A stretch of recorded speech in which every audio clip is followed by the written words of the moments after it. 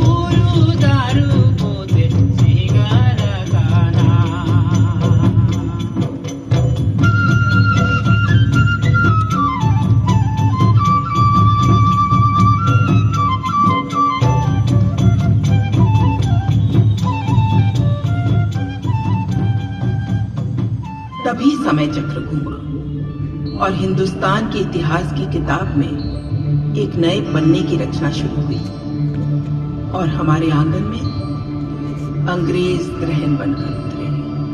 सन 17वीं सदी की शुरुआत के दौरान ईस्ट इंडिया कंपनी की शक्ल में व्यापार के लिए आए अंग्रेजों ने अपनी सेना और सरकार बनाकर बंगाल पर कब्जा किया। फिर उनकी नजर प्राकृतिक संपदाओं से भरे छोटा नागपुर पर पड़ी। इन संपदाओं से जुड़ा था यहाँ का आदिवासी समाज।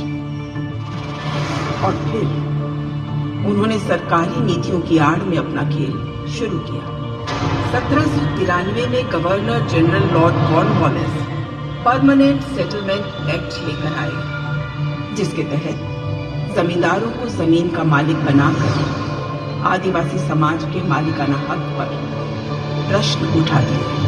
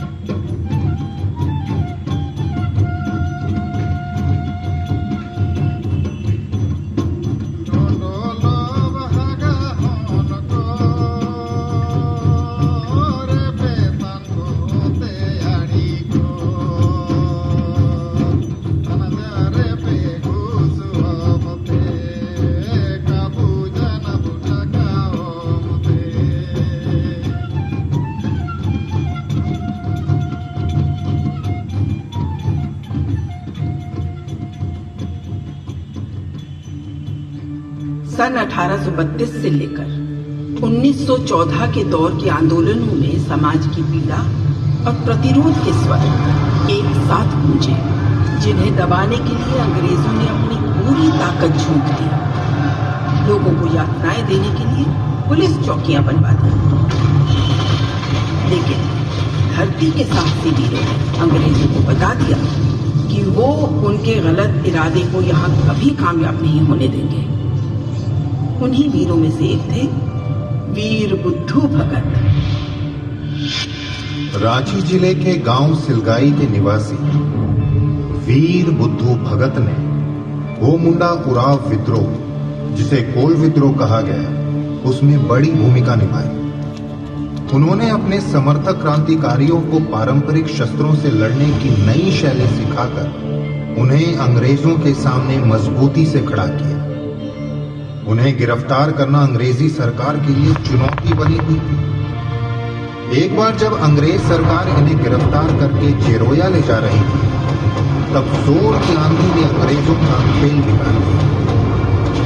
क्रांतिकारियों ने इसका लाभ लिया और वो भगत को वहां से निकालने में कामयाब हो गए। चिड़ी हुई सरकार ने और ज्यादा तैयारी से उन्हें सिलगाई में घेरा। यहाँ उनके तीनों पुत्र उदयकरण, जलधर, गिरिधर, बेटियां रुनिया चुनिया एवं भाई भतीजे लगभग 150 से 200 क्रांतिकारियों की शहादतों के बाद क्रूरतापूर्वक वीर बुद्धू भगत का सर कलम कर दिया।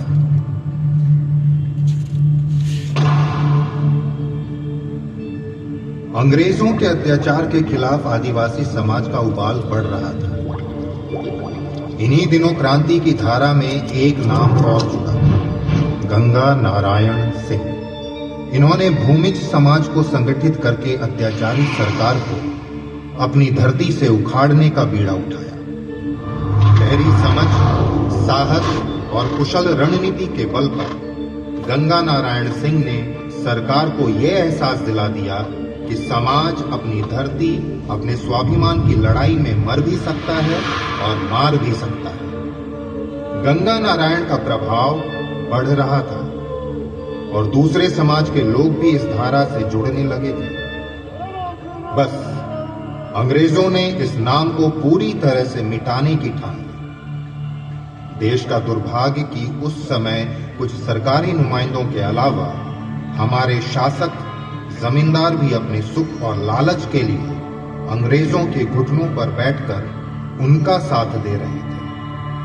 ठाकुर चेतन सिंह ने अंग्रेजों के इशारे पर षड्यंत्र रच के गंगा नारायण की हत्या कर दी और शहीद गंगा नारायण का सर काटकर कप्तान विल्किंसन के पास भेजा। इस प्रकार अपनी धरती की लड़ाई लड़ते हुए एक और योद्धा गंगा नारायण सिंह शहीद हो गए।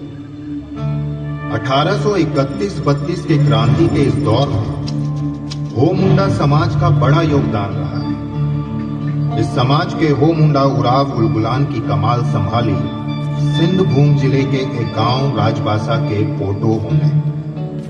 पोटोहो ने अपने साथ देवी हो, बोरा हो, नारा हो, बड़ाई हो और भुगनी हो जैसे योद्धाओं को जोड़कर अंग्रेजों के खिलाफ आंदोलनकारियों की एक फौज बनाई।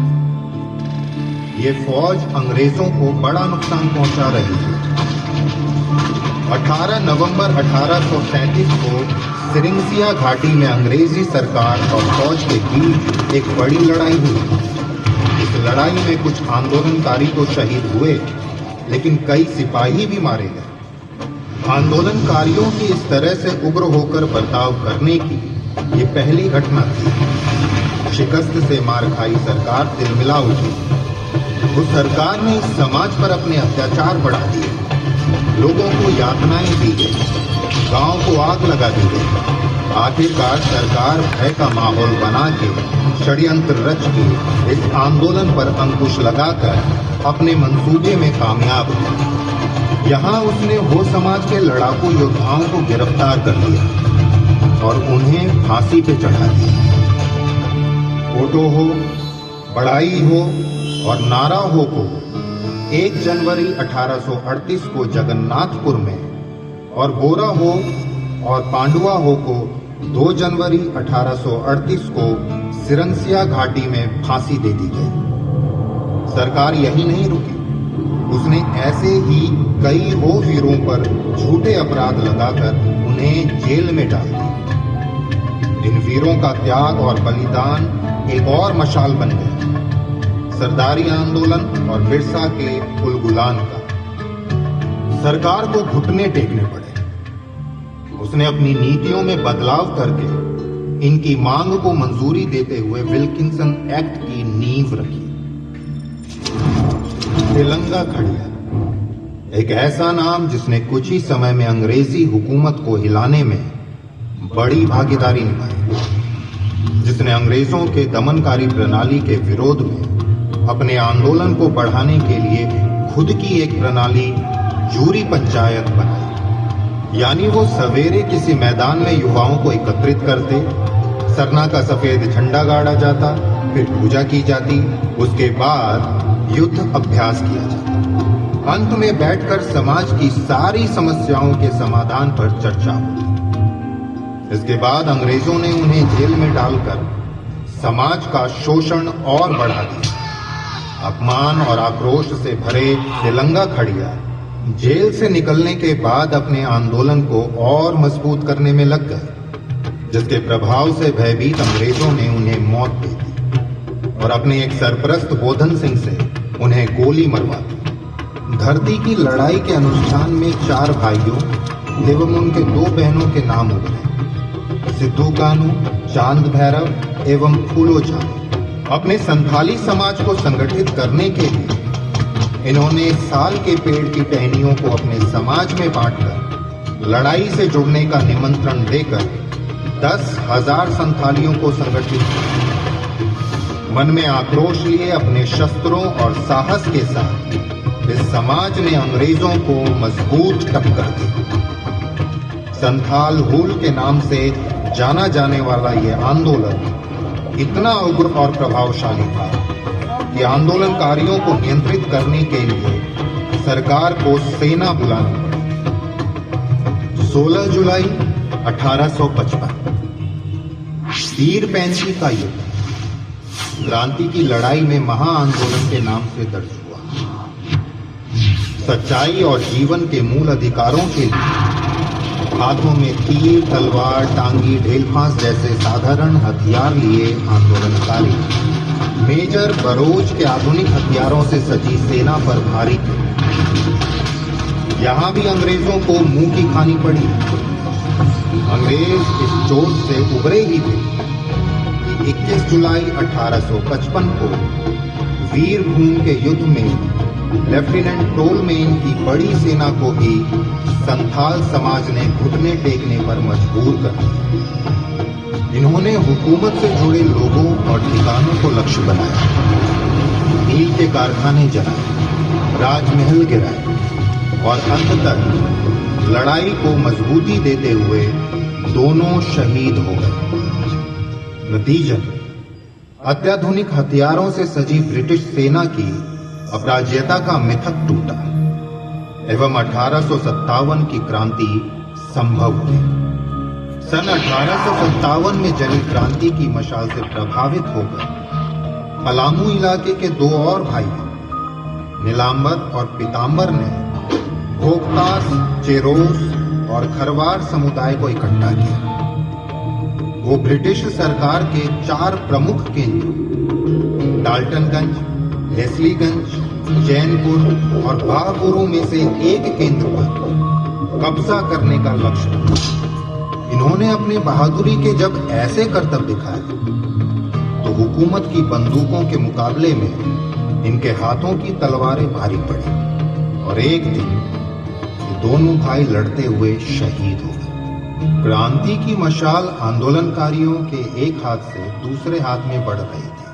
फिर ये मशाल थामी संथाल समाज के भागीरथ मांझी ने। भागीरथ मांझी को संथाल समाज ने ईश्वर के दूत और अपने राजा के रूप में स्वीकारा। भागीरथ मांझी ने समाज से आस्था की डोर बांधते हुए उसे एक सूत्र, एक ईश्वर से जोड़कर उन्हें अपनी धरती की रक्षा के लिए जीवन को समर्पित करने की प्रेरणा दी। भागीरथ मांझी के बढ़ रहे प्रभाव को देखते हुए सरकार ने उन्हें गिरफ्तार करके जेल भेज दिया और एक दिन भागीरथ मांझी ने भी अपने जीवन को न्यौछावर करके क्रांति की इस लड़ाई में महत्वपूर्ण योगदान दिया। उनके इस आंदोलन को उनके शिष्यों ने आगे बढ़ाने का काम किया। गुरु रघुनाथ भुइया के मार्गदर्शन में समाज की लड़ाई को आगे बढ़ाने वाले सिंहभूमि जिले के मामा भांजे दिवा और किसुम थे। सरकार तो समाज पर ज्यादती कर ही रही थी, हमारे कुछ प्रशासक भी ज्यादतियों में सरकार का साथ दे रहे थे। सिंह भूमि के भाषक राजा विक्रम सिंह भी उन्हीं में से एक थे। सूखे की मार झेल रहे संथाल समाज ने अंग्रेजी सरकार से मदद की गुहार लगाई, जिसे सरकार ने न सिर्फ अनसुना किया, उल्टा उन्हीं पर अतिरिक्त सरकारी करों का बोझ डाल दिया। इसके बाद दिवा और किसुन ने अपने समाज को संगठित करके अंग्रेजों के खिलाफ लड़ाई का बिगुल बजा दिया और लड़ते हुए दोनों ने अपने जीवन को न्योछावर कर दिया। गया मुंडा सरकारी आंदोलन में अगुवानी करने वाला एक बड़ा नाम। मिर्यांचल की सुरक्षा में अपने और अपने परिवार को समर्पित करने वाला एक महान योद्धा गया मुंडा। अंग्रेजों की नजर में चढ़ा एक और नाम, जिसने सरकार के गाड़े कई अनैतिक खूंटे उखाड़ दिए। सरकार ने गया मुंडा पर भी अपनी पकड़ बनाई। सिपाही उन्हें गिरफ्तार करने साइको पहुंचे, लेकिन वहां मौजूद गया मुंडा, सानरे और बाकी साथियों ने मिलकर उनके इस इरादे को नाकाम कर दिया और उनके 2 सिपाहियों को मार गिराया। इसके बाद डिप्टी कमिश्नर खुद गया मुंडा को गिरफ्तार करने पहुंचे, जिनका सामना करने के लिए घर के लोग, महिलाएं और बच्चे बाहर आ गए और सबने मिलकर बड़ी मजबूती से अंग्रेज सिपाहियों का मुकाबला किया। और ये मुकाबला बहादुरी की एक मिसाल के तौर पर देखा गया। अपने समाज को अंग्रेजों के दिए हुए दुख और पीड़ा से मुक्ति दिलाने के लिए बिरसा नामक सूरज का उदय हुआ। शिक्षित बिरसा अपने समाज के मूल्यों के साथ साथ सरकार की नीतियों, युक्तियों और चालों की भी समझ रखते थे। उनको समझ आ गया था कि पीड़ा का हल अंग्रेजों और बाहरी लोगों को पूरी तरह से बाहर निकालकर और मुंडा राज स्थापित करके ही होगा।